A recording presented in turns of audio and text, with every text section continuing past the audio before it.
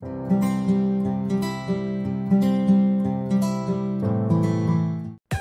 assalamualaikum warahmatullahi wabarakatuh. Selamat datang di video kali ini. Di video kali ini kita akan membahas sebuah prospek kerja di bidang kimia. Mungkin di antara teman-teman semua masih bertanya-tanya, kok kerja di bidang kimia itu di mana aja sih kerjaannya? Besar nggak sih gajinya? Untuk menjawab itu semua, yuk kita mulai saja video kali ini. Yang pertama, analisis laboratorium. Mungkin pekerjaan analisis ini terlihat seperti introvert, sebenarnya tidak sih. Extrovert, introvert, semua bisa asalkan dia mampu atau berkompeten di bidang analisis laboratorium. Ya, salah satu jenis pekerjaan yang bisa kamu dapatkan setelah lulus menjadi analisis laboratorium. Mengapa kamu harus memasuki analisis laboratorium? Karena banyak sekali perusahaan yang membutuhkan pekerjaan ini untuk menguji bagus nggak sih produk yang dihasilkan oleh perusahaan itu, atau apa aja sih kandungan di dalam produk mereka. Seperti itu teman-teman, contoh-contohnya. Yang kedua, quality control atau pengawas kualitas suatu produk. Mungkin itu bahasa yang mudah dipahami. Tugasnya adalah menjaga kualitas produk yang diproduksi perusahaan dari awal pemilihan bahan baku, pengolahan, hingga berhasil menjadi produk. Seorang sarjana kimia perlu ditempatkan di tempat ini. Bukan hanya sarjana kimia sih sebenarnya, anak tingkatan SMK pun juga bisa memasuki divisi quality control asalkan dia paham proses pengolahan dari bahan baku sehingga sampai jadi produk. Yang ketiga, quality assurance. Selain dari tim QC atau quality control, seorang sarjana kimia memiliki prospek karir tinggi di divisi quality assurance yang bertugas mengecek kualitas produk yang telah dijalankan bagian QC. Gajinya jelas sangat besar sebab kamu bertugas mengawasi semua prospek produk, semua proses produksi termasuk memenuhi standar kualitas yang telah ditentukan perusahaan kamu nantinya. Yang keempat, research and development. Di industri, prospek kerja kimia sangat besar, terutama masuk dalam divisi R&D, singkatan dari research and development. Tugasnya adalah meneliti dan mengembangkan semua produk agar bisa berkembang sesuai dengan kebutuhan masyarakat. Di divisi ini, inovasi terus dilakukan oleh bagian tim ini atau divisi yang research and development untuk ataupun agar industri mampu bersaing dengan kompetitor lainnya. Gaji ditawarkan jelas mencapai jutaan hingga puluhan juta. Tinggi tentunya kok masuk divisi ini. Yang kelima, tenaga pendidik. Kalau kamu memang suka mengajar atau kamu mengabdikan diri di dunia pendidikan, kamu bisa menjadi guru atau dosen. Tentu kamu harus menamatkan pendidikan dengan nilai memuaskan. Menjadi dosen juga mewajibkan kamu lulus minimal S2.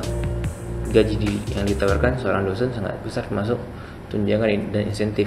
Jadi bagaimana dengan yang sekarang sedang menjadi mahasiswa ataupun siswa? Kalian juga bisa menjadi tenaga pendidik, seperti mengajarkan adik-adik kalian pelajaran kimia atau pelajaran lainnya, atau bekerja atau mengajar di bimbel.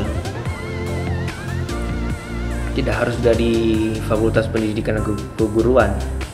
Kalian juga bisa dari kimia murni, dari teknik kimia ataupun fakultas lainnya untuk mengajar kimia jika kalian paham akan kimia itu. Yang keenam, analis kredit. Kamu bisa bekerja dalam tim di perusahaan sebagai analis kredit bersama dengan sarjana ekonomi. Ya, sudah banyak lulusan dari pendidikan kimia, teknik kimia ataupun kimia murni yang bekerja di bank. Karena bank membutuhkan peran sarjana kimia untuk menganalisa kebutuhan alat, bahan, dan efisiensi produk. Yang ketujuh, peneliti. Kamu ingin mengembangkan ilmu pengetahuan lebih luas lagi? Jika iya, kamu cocok menjadi seorang peneliti. Peneliti bisa mendapatkan gaji luar biasa jika bekerja di lembaga pemerintahan ataupun swasta. Dan jurnal ilmiah bisa menjadi puncak kesuksesan dan kepuasan dirimu.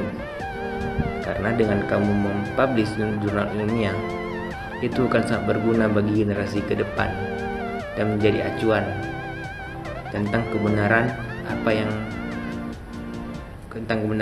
jurnal ilmiahmu itu ataupun yang kamu sebar, yang kamu share ke masyarakat. Yang ke-8, penulis ataupun editor. Penerbitan bisa menjadi salah satu tempat kamu bekerja nantinya. Kamu bisa menjadi seorang penulis ataupun editor karya sains, khususnya hal-hal yang berbau tentang kimia. Tentu kamu harus memiliki wawasan yang luas seputar kemampuan menulis yang baik. Yang ke-9, pegawai negeri. Kamu juga bisa berkarir sebagai pegawai negeri yang bekerja di instansi pemerintahan seperti BPOM, Dinas Kesehatan, dan lain-lain. Gaji yang ditawarkan pada pegawai pemerintah sesuai dengan peraturan. Umumnya, PNS mendapatkan gaji jutaan menurut tingkatannya, dan belum termasuk tunjangan, insentif, dan pensiun. Yang ke-10, wirausaha. Seorang sarjana kimia juga bisa menjadi seorang wirausaha yang berpenghasilan ataupun memiliki omset sendiri yang tentunya juga banyak. Siapa tahu kamu bisa menerapkan ilmu biokimia untuk menciptakan produk yang memiliki pangsa pasar yang besar, ataupun kalian bisa berjualan bahan-bahan kimia ataupun peralatan kimia. Sudah banyak kok sarjana kimia yang sukses menjadi seorang wirausahawan. Ini adalah sebuah motivasi yang kuambil dari Farah Gray buat diriku sendiri dan buat teman-teman tentunya. Wujudkanlah mimpi-mimpimu sendiri atau orang lain akan memperkerjakan untuk mewujudkan mimpi mereka. Dan berusaha keraslah untuk mencapai mimpi-mimpi kalian, walaupun yang kalian jalani saat ini sangat perih. Dan tetap stay positif dan optimis akan mimpi kalian. Oke, sampai di sini dulu ya videonya. Jangan lupa subscribe, like, comment, and share ke sosial media kalian. Terima kasih telah menonton, dan jangan lupa berbagilah ilmu yang kalian dapat dari video ini kepada teman-teman kalian agar menjadi sedekah jariah yang pahalanya tidak akan terputus buat teman-teman dan buat teman-teman semuanya. Oke, sampai di sini dulu. Assalamualaikum warahmatullahi wabarakatuh.